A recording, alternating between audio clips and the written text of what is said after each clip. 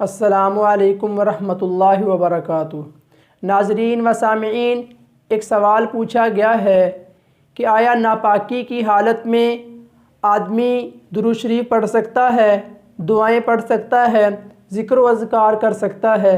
نیز اسی طرح حیض کی حالت میں عورت درود شریف پڑھ سکتی ہے، ذکر و اذکار دعائیں پڑھ سکتی ہے، یا ان کا پڑھنا بھی عورت کے لیے ممنوع ہے؟ بھائی، جہاں تک بات ہے ناپاکی کی، اس ناپاکی سے مراد وہ ناپاکی ہے کہ جس کی وجہ سے آدمی پر غسل واجب ہوا ہو۔ غسل واجب ہونے کے بعد آدمی جب تک غسل نہیں کر سکتا، جب تک آدمی غسل نہیں کر لیتا، اتنی دیر تک نماز نہیں پڑھے گا، قرآن مجید کی تلاوت قرآن کو نہیں چھوئے گا۔ باقی درود شریف ہے، اگر وہ درود شریف پڑھتا ہے تو اس کی اجازت ہے۔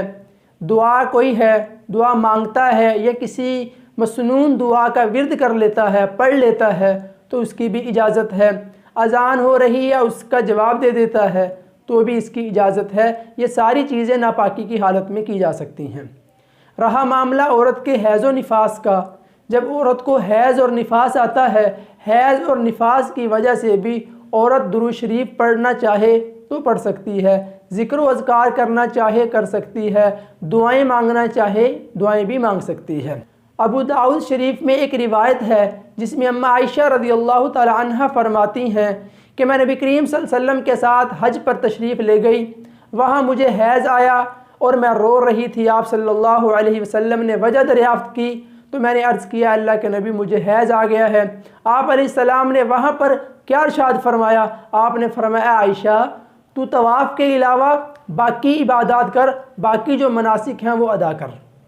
تو اس سے معلوم ہوا کہ حج کے اندر تو ساری کی ساری ہوتی ہی دعائیں ہیں، ہوتا ہی اللہ کا ذکر ہے، ہوتا ہی اللہ کو یاد کرنا ہے۔ تو عورت ناپاکی کی حالت میں، حیض کی حالت میں نماز کے علاوہ، قرآن مجید کی تلاوت کے علاوہ، طواف کے علاوہ باقی ذکر و اذکار کر سکتی ہے۔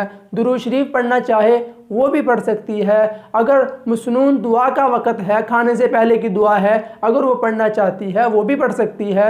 اذان کا جواب اگر کوئی دینا چاہتا ہے ناپاکی کی حالت میں تو بھی دے سکتا ہے۔ تو یہ ساری کی ساری عبادات چھوٹے چھوٹے اعمال ہیں، انسان کرے گا، اس کی وجہ سے انسان کو بہت زیادہ اجر و ثواب ملتا ہے۔ تو ہمیں دعاؤں کا معمول بنانا چاہیے، روزمرہ کی دعائیں جو ہیں ان کو یاد کرنا چاہیے اور ان کو پڑھنی چاہیے، درود شریف کی بھی کثرت کرنی چاہیے۔